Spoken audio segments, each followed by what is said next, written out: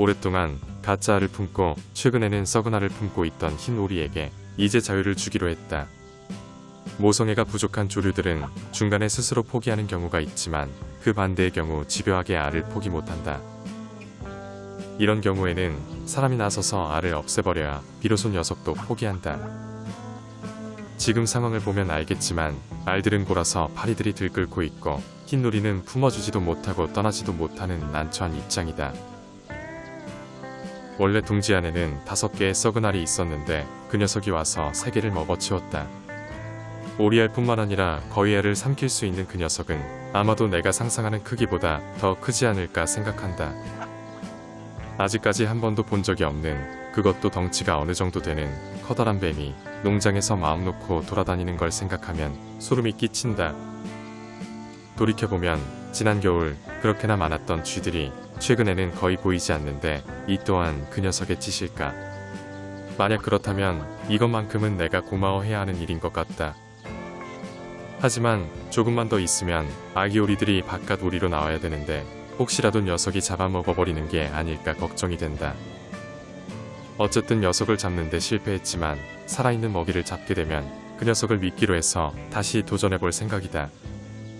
그 전에 둥지를 떠나지 못하는 흰 오리를 위해 내가 남아있는 알들을 없애주기로 한다.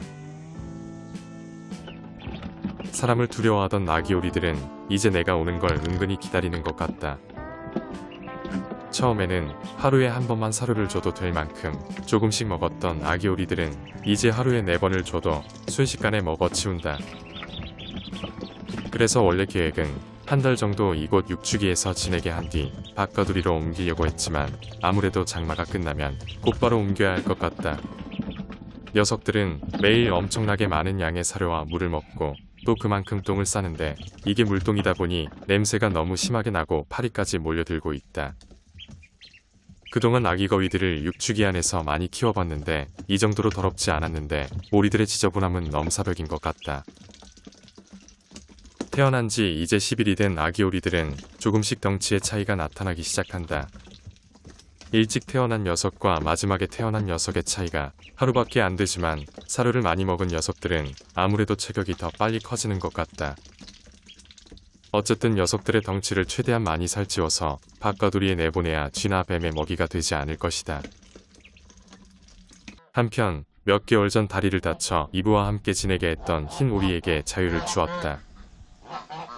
그런데 녀석은 우리 안에 있는 다른 흰 오리와 헤어지기 싫어서 계속 우리 주변을 맴돌고 있고 안에 있는 옐로우도 마찬가지 상황이다.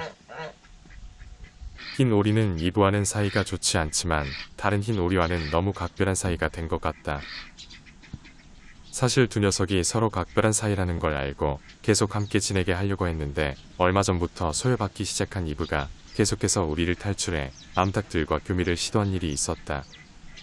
흰 오리들이 자기들끼리만 너무 친하게 지내다 보니 이브가 아마도 그런 선택을 한 것 같았다. 그런데 탈출한 것도 문제이지만 더 큰 문제는 이브가 아직도 정체성을 회복하지 못하고 여전히 암탉을 좋아한다는 점이다.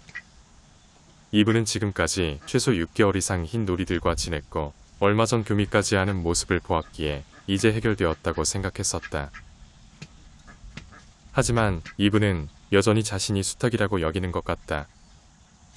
같은 환경에서 자란 크리미는 가정을 꾸려 정상적인 삶을 살고 있는데 왜 이브만 이런 이해할 수 없는 행동을 하는 걸까?